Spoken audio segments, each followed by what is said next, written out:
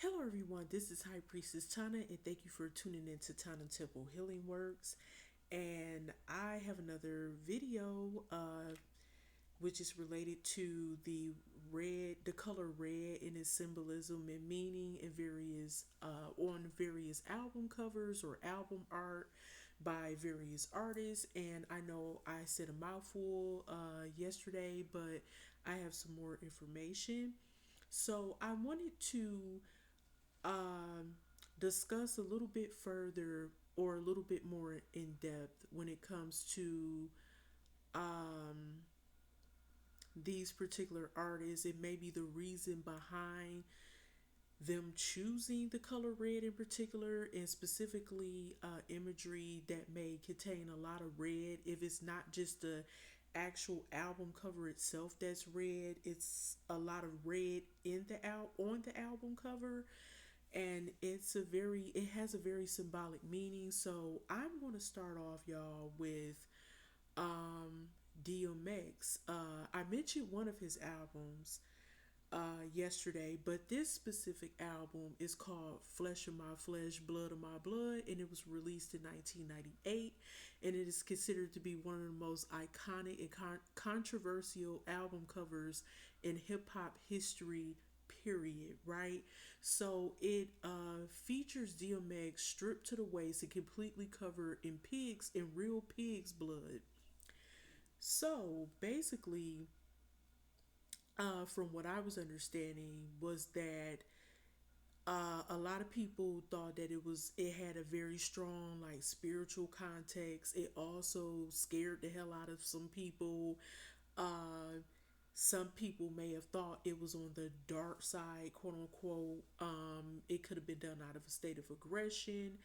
They thought that it was like a horror movie type of context. I guess they thought that he was aiming for something that was considered to be like satanic or demonic. But from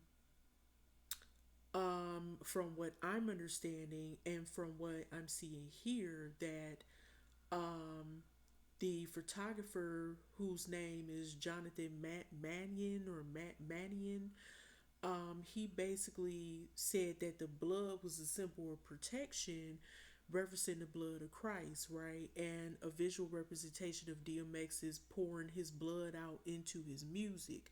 But a lot of people did not interpret uh, that particular images being that way. They thought that he sold out, he sold his soul allegedly, and people thought, oh, okay, because after that, pretty much he was like his career was on fire, pretty much. Um, Around that time, he was a very hot artist, and I believe this is around the time when Belly was released in his other album. Oh my goodness, the name escapes me, and I like that album too, but um it'll come to me, but I just want to focus on this specific one.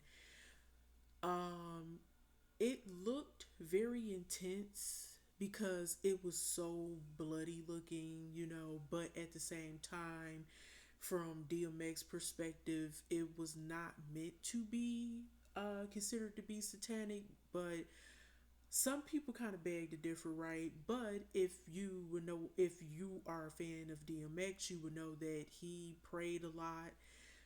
He knew the Bible like the back of his hand, although he did things that was not considered to be of God. He had a drug addiction. He cheated a lot while he was married, and he had a lot of children I guess, by different women or whatever. But, no one is perfect. But at the end of the day, that album cover went down in history. Um, and it was the second number one album of the year 1998.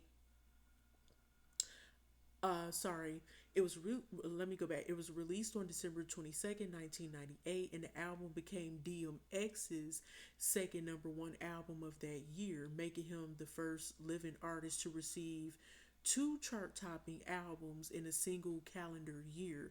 So I thought that was interesting. But I have a whole list of stuff, so I'm gonna go ahead and just kind of go through this a little bit faster. But um, let's see. It's crazy because he is preying on like the album too as well. So his musical journey, he considered it to be sacrifice and survival. He also had a lot of internal battles and scars of his past and things that he carried with him throughout his life. So this album cover actually captured what was going on with him internally, um, and he was exposing himself or his wounds and his pain to the public, to the world, actually. Um,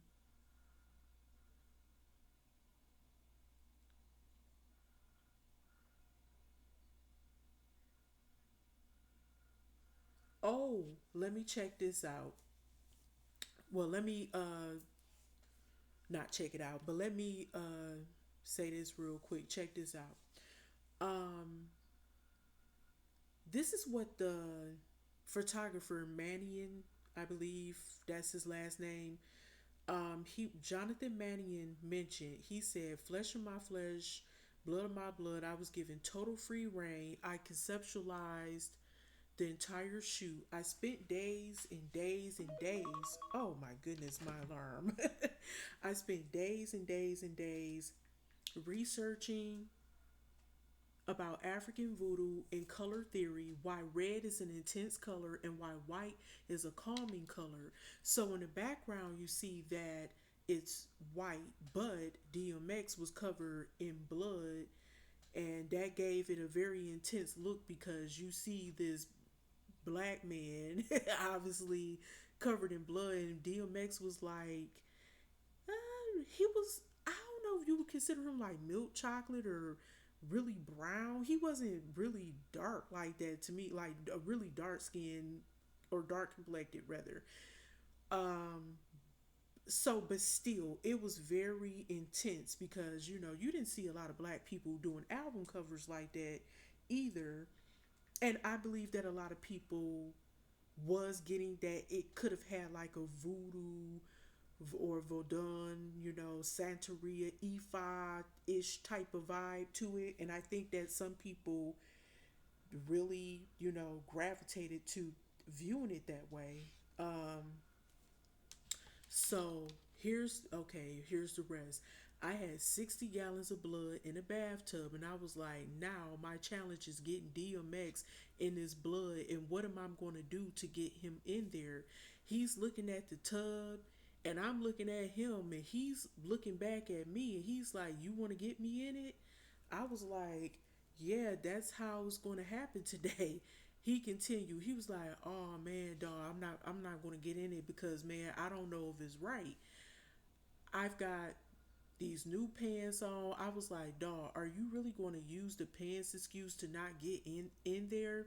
I was like, "Here, why don't you just wear my pants?" And I dropped my pants in front of a studio of 20 people. Everybody's looking at me like I'm totally insane, but it showed me how much I believed in my work, and he couldn't deny it, so he got in. I had chills the entire time I was shooting, and we had an incredible day and amazing pictures. Wow. So basically, this album cover was not meant to scare people. It was basically, how would I say, embodying what DMX's life was like: the depression, the addiction, searching for redemption, searching for feeling loved by his mother because his mother had a rocky relationship. He had a lot of unhealed emotional wounds and pain and trauma that he was trying to digest, or that he was trying to not digest, but what's the term I'm looking for? he was trying to um, unpack those things. And I think he never got that peace, obviously, that he was looking for in his life. He went through a lot, y'all. He went through a lot. Okay, next we have well, first of all, R.I.P. to DMX. We're going to use his real name this time, Earl Simmons. Okay, so yeah, it was just a lot going on with him. Okay, now we're going to talk about the next album, which is R. Kelly. Um, the R album,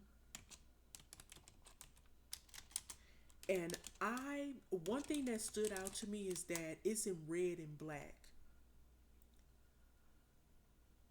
Um, this is the album that has the songs "I Believe I Can Fly," and it was another one that was really really popular.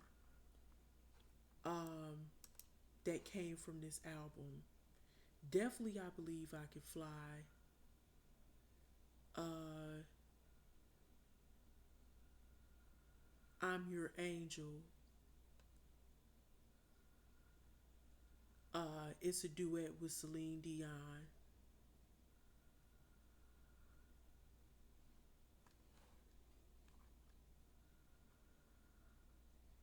Wait a minute. It was something else. It was another. Okay. All right. So, anyway, that's neither here or there. I'll figure that out later. But there was a sense of duality with this album. As we already know about R. Kelly, y'all. And we know how he get down too. So R. Kelly, we already know that he has a thing for younger females or girls. It is what it is, okay? He admitted that shit. He was trying to sugarcoat at first, but we know better. His music told us a mouthful.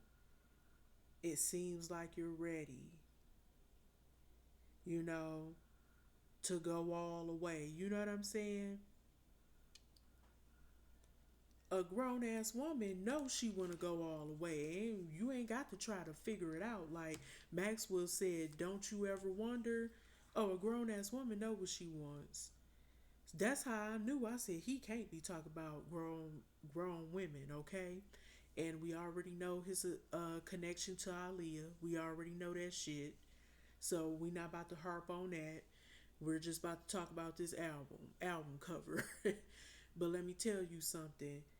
It showed that this person who we did not know about before was already telling us his story through his music.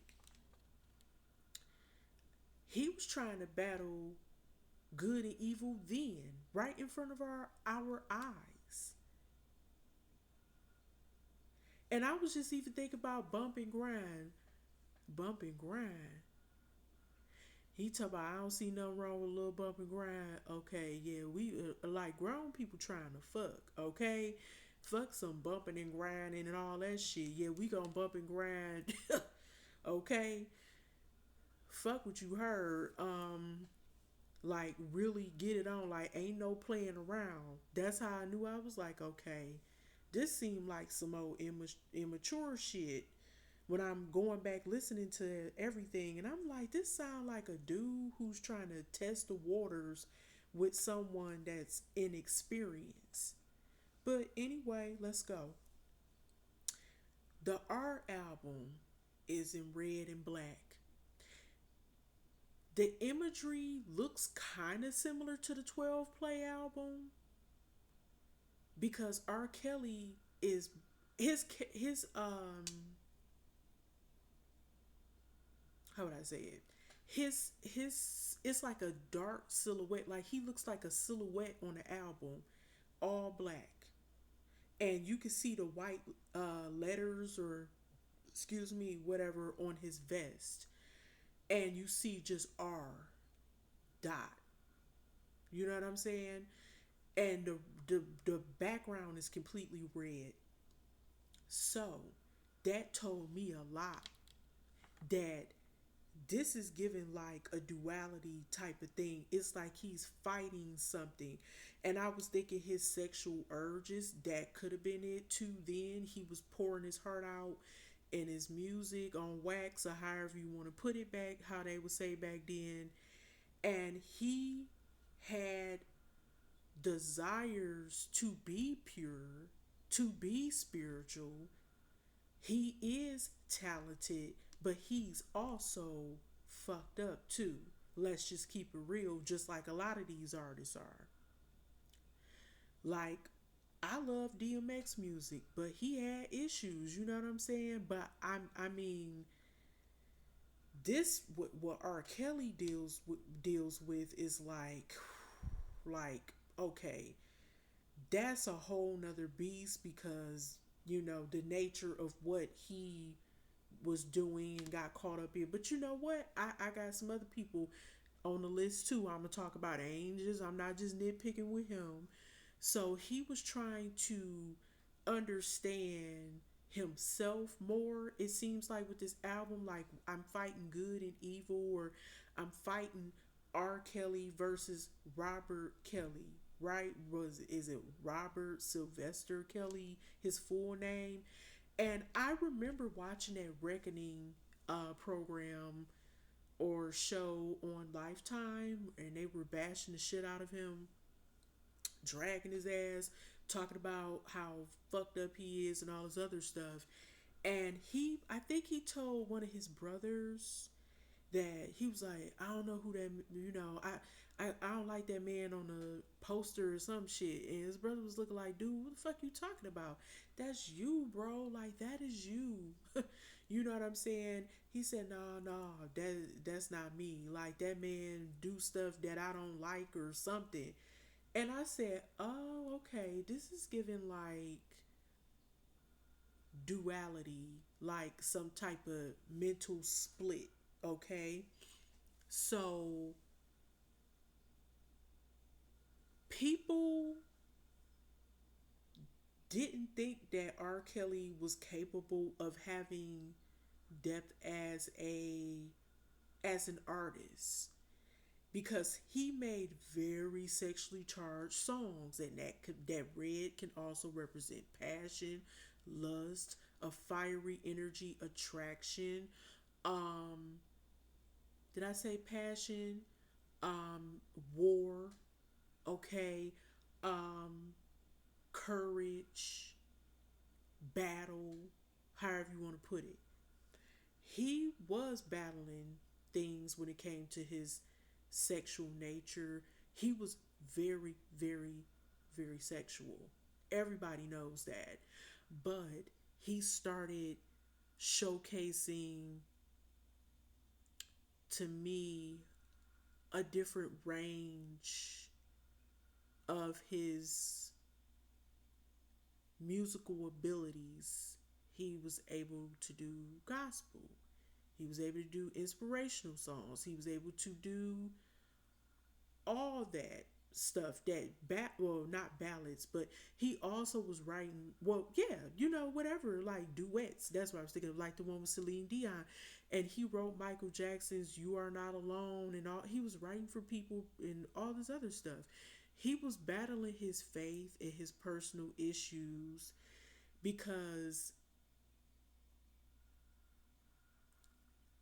we didn't know back then that R. Kelly was raised in a very dysfunctional environment, and he had the things happen to him back then. No, we did not. Not in 1998, we didn't.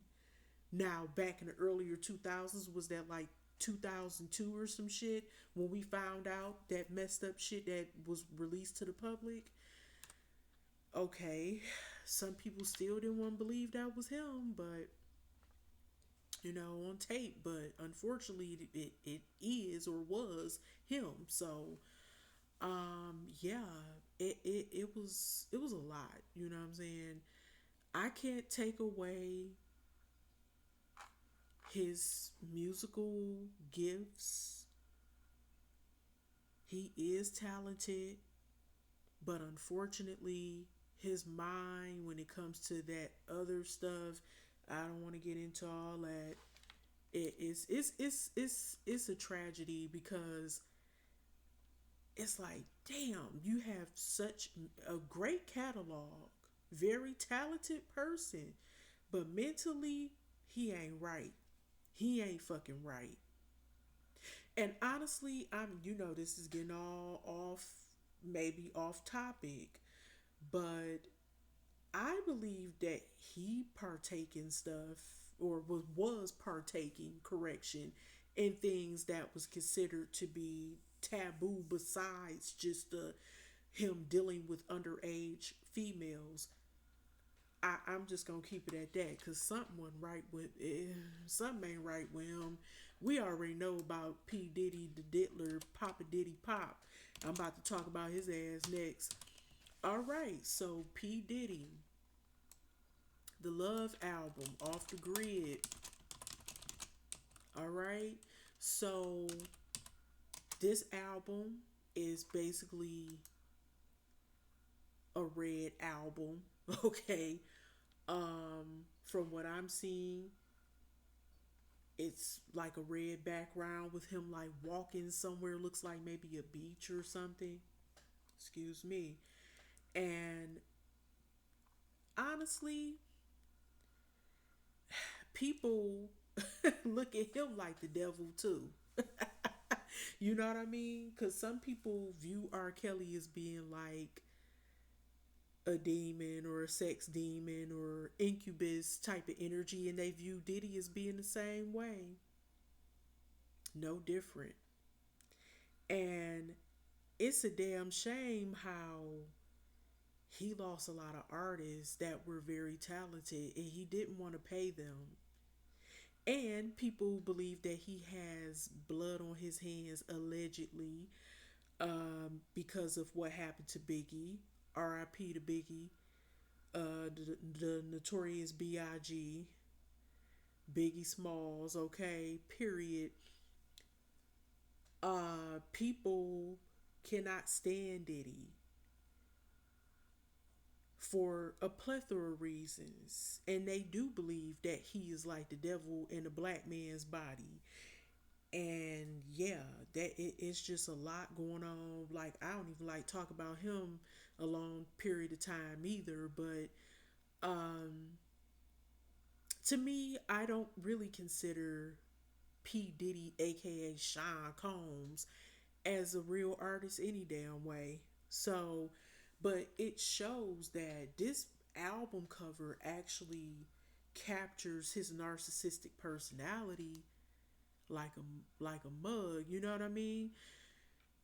This is how he is. Like, he's very sexual. He is battling things like it's like war for him. He has internal struggles as well. He also battles addiction, not just sex addiction, but drug addiction. Obviously, he has a problem with those narcotics and shit. Um, and let's see. He, from my understanding, he partakes in some type of voodoo shit too. Voodoo rituals, or have people perform, correction, rituals for him allegedly. That's what they say. I don't know him. I don't know him, but that's what people say. And honestly, again, he has a very dark energy to him and R. Kelly. And as far as like DMX, I didn't get a dark energy from him per se. He was just a troubled person. Now, people will say in Belly, because of the beginning, like the opening scene where they show, well, not the opening scenes because they were in a club, but as the movie um at the beginning part of the movie, we'll just say that when they show the younger version of Tommy slash Buns, drawing like a pentagram and, basically saying that he sold his soul to the devil and all this other shit. Um, that's up for question. We weren't there. Just like we don't know for sure if these people, other people I'm mentioning, did it. I'm just speculating from what I feel. My intuition tells me something just they might. These other two I'm mentioning, the Diddler, aka Papa Diddy Pop, uh, P Diddy, and R Kelly might be on some other stuff. I'm just saying that's like very sick and twisted. Okay, and I don't even want to go into all that because it's just ugh, like it just make you want to throw up in your damn mouth.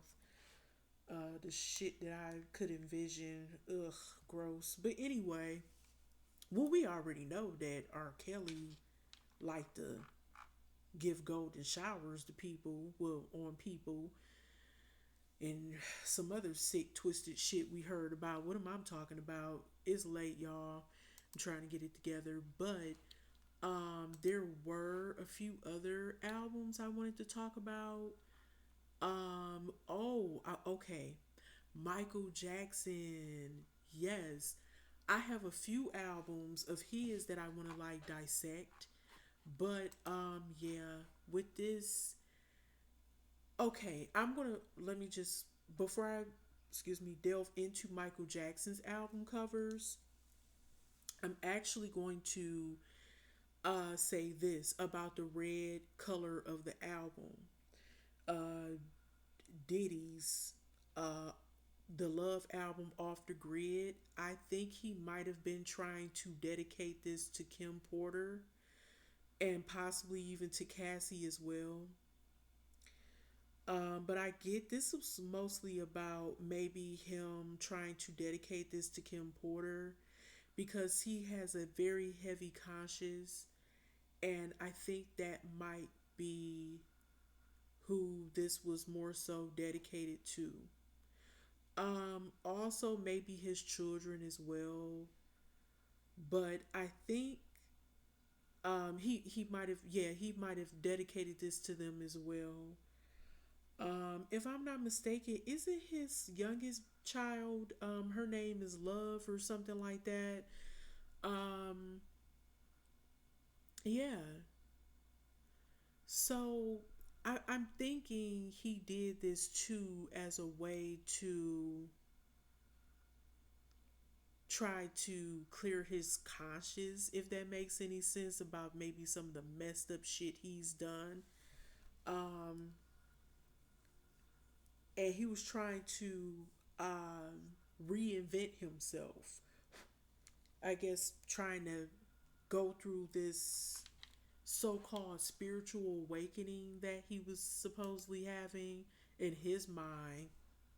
Who knows? But anyway, let's go back. Um, Michael Jackson's two albums, Blood on the Dance Floor. A lot of people forget about this album, and it is the imagery on there, baby. Y'all, when I'm done with this, with Michael Jackson, I'm going to talk about Janet Jackson's The Velvet Rope and Control album covers. Um, I got a few more people, but I might have to make a part three, y'all, because it's getting late. I do want to talk about Drew Hill, and I also want to talk about Cisco as a solo artist and the Drew Hill symbolism with the dragon. And they had a few albums where it was like red in the background too. And one of the damn group members had came out and said that they were kind of like, I guess, forced, if you will, to use that. Well, not forced, but they were not forced. That's not the term I'm looking for. They could have been kind of manipulated into using that imagery, but I know they loved Chinese culture, from my understanding, or at least Cisco did, from my understanding. But I think a few of them may have as well, may have enjoyed Chinese culture as well. And dragons are very popular in Chinese culture. So, but one member, former member, I think he's a former, yeah, he's a former member now. Forgot his name, but he was talking about how that does not resonate with him when he found out the meaning behind the dragon, sorry, and the duality behind the dragon. So I may have to do a part three. I'm going to talk about Michael Jackson's Blood on the Dance Floor in History, Past, Present, and Future, part one. Sorry, book one, y'all. Okay, and I'm gonna have to hop off really quickly. I knew that I was gonna have to probably make a part three because this is a lot. This is a lot to dissect. And I just wanted to do some of the top albums that I could think of off the top of my head. There are plenty others, trust me. I want to have some honorable mentions probably as well. So, yeah. So, anyway, let's see. There. Oh yeah, Michael Jackson's "Blood on the Dance Floor." I think a lot of people forget about this album.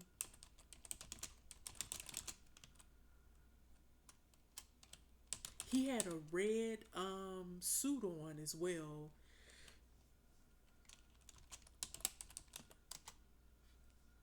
All right. Blood on the Dance Floor, History in the Mix. That's the full name of the album. And it was released in 1997. A lot of these albums, you will notice a pattern that they were released like around a certain part of the 90s or a certain part of the 2010s or 2020s or however you want to put it, y'all. But anyway, it's like a certain, most of these albums that I'm talking about now are like from the 90s, like the later part of the night, like 97, 98. I kid you not, except for the one I just mentioned about the one by P. Diddy. So this particular album was another form of the history, kind of like that history album that I was just talking about with the past, present, future, whatever, book one. So, the album art is very, very, very unique, and that's all what I'm really concerned about. So, but I do want to mention that the singles that were released was the single "Blood on the Dance Floor," which was released on March 21st, 1997, and the next one was "History slash Ghost." Okay, and it was released July 30th, 1997. I'm not gonna lie, I love both of those songs. Or yeah. So it was pretty cool because it's funny because History, Past, Present, and Future Book One was released in 1995, and I got that, but I never purchased Blood on a Dance Floor. So yeah. Let's see. This album art, honey, is, Michael Jackson had some unique album covers. I'm gonna say later on down the road, not so much in the beginning of his ooh goodness, I bit my freaking tongue, of his career up into the 80s. I think the 90s things became a little bit more like heavily um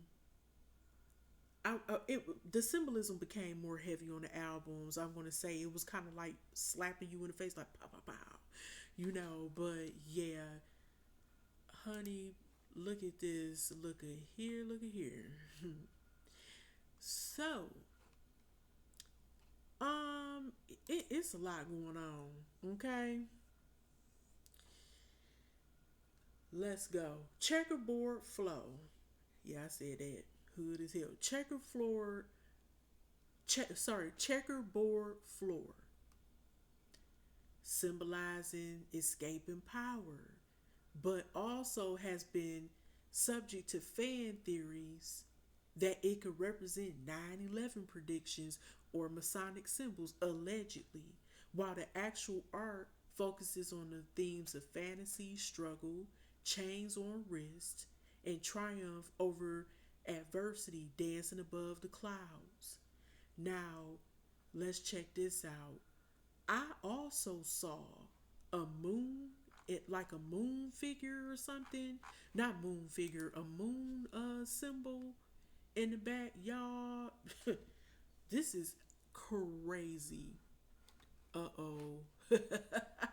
I gotta reload my page. Now my page, I'm not gonna lie. Since I've been doing this, researching these albums, it only does this shit when I start like my web browser. It'll start acting crazy, like oh snap, like you lose the connection or something. This has been happening. Oh, I've been looking at this all, well, not this, but using my web browser all freaking day or whatever, and that shit does not mess up while I'm working or whatever. But when I'm looking up this type of shit, it acts flaky. Okay, I'm seeing the clouds. I'm seeing a moon, like a quarter moon. I'm seeing the checkerboard floor. I see that Michael has chains. I'm seeing that. The all red, the black shoes. Of course, Michael's hair is black. His skin is pale. Um, let's see. I see buildings that look like New York City, like skyscrapers. And I see this, are these clouds or is it smoke? That's why people are speculating that he was predicting like 9/11, um, and also Masonic symbols, quote unquote, because he he was a target pretty much in the industry because he was speaking up about Sony and Tommy Mottola, and he did he want his masters or something back or something like that. I can't remember. Maybe that, no, that may have been Prince. But anyway, um, he was. It's like he was enlarged on the album cover. Like he looked much taller and bigger. Um, it's like he was breaking free from the industry.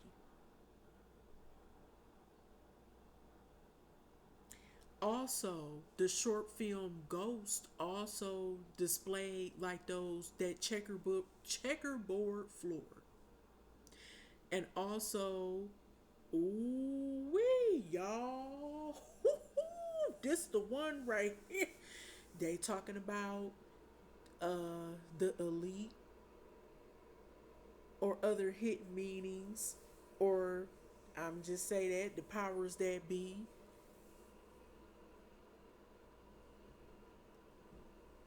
Because I'm thinking, are those clouds or are those smoke clouds? Like, is it from smoke from buildings being exploded? Allegedly. This is all alleged. Y'all. Okay, that's funny. I was just about to say that the city in clouds, the city below is a mix of real and imagined architecture with clouds forming building shapes, suggesting a blend of reality and fantasy, a common theme in Michael Jackson's work. Y'all, this wow right here. Hidden initials. Artist Will Wilson revealed, oops, revealed he hid, hold up, oh okay, revealed he hid the initials MH for his cousin Matthew Hammond in the lit windows of the background buildings as a personal secret. Debunked theories. 9/11 prediction. A popular but false theory claimed the cover predicted the September 11th attacks with Jackson arms pointing to 9 and 11. A claim the artist denied. Wow. So they're trying to say that this album art is similar to his music that's on the album, and it plays with the themes of struggle, fantasy, escape, um, and power. Uses surreal imagery to represent Michael Jackson's artistic vision and commentary on his experiences. He had been a part of the industry a long time, y'all. He had seen some things. And that dangerous baby, that dangerous album cover, that's all I'ma say. Now, Michael Jackson, history, album, album cover meaning. So, from what I picked up on, this shows about how powerful Michael Jackson was. He was considered the king of pop, and a lot of people have not been able to top him as an artist. The only person that people will argue, say the only person that's in that arena would be like Beyonce. Some people say that Chris Brown is an excellent entertainer, and Usher. They are excellent entertainers, but still Beyonce is like the one that she's like the female version of Michael Jackson and all his other stuff. So he looks like a warrior on this album. Um, and they said that he was inspired by ancient monuments, and this was showing that he was going down in history. His music is timeless. He had monumental strength amidst all these controversies that was going on, because he had been accused of, some inappropriate things as well when it came to minors. And at the time, I think he had a lawsuit or something like that going on. And he was displayed on his album cover as being larger than life. And he was a global success. He had a lot of different, um, I would say, a lot of different ways of expressing himself when it came to his artistry. Sometimes Michael could be fantasy like, but then sometimes Michael, he like tapping back into his more soulful side, his more, hip hop slash R&B side. You know what I'm saying? Um, he was sometimes he loved like the gangster movies and stuff like that. So that's why we got Smooth Criminal and all this other stuff. And sometimes he was more sensual and relaxed, and calm. But then he was very political. He talked about a lot of things that people were going through in the world. He talked about what he went through in the industry and how he felt like he was being bullied and being basically terrorized by the industry and crucified in a sense. And that's crazy because some people was also talking about it was some painting or something of him, um, where he was depicted as being shown as like Archangel Michael, right? And people were saying that a lot of people thought that Michael was an angel or an angelic presence, and he was just being tortured because he was such a pure soul. Some people will argue and say that, but he was going through a lot around that time, and I think that album just really probably gave him a confidence boost to give him some type of assurance that yes, people still love Michael, no matter what type of allegations was against him. People were crazy about him. He made protest songs. Um, He also rejected things that the tabloids were saying about him, and he had a lot of people collaborate with him. He had a lot of appearances by his sister Janet Jackson, including his sister Janet Jackson, Shaquille O'Neal, Slash, and the Notorious B.I.G. I was just talking about Biggie. He talked a lot about environmental awareness, isolation, greed, and injustice. This album really touched base on this, as well as Blood on the Dance Floor talked about a lot of that too. Michael didn't bite his tongue. He may have been soft spoken, but he didn't bite his tongue, y'all. So, was he really doing these things that they claim? Because they came out again saying the same thing back in, was it the early 2000s when the Invincible album was dropped? So, y'all, I'm just going to end it here, and I'll keep talking later. I got to get into bed because I got to get up in a little while.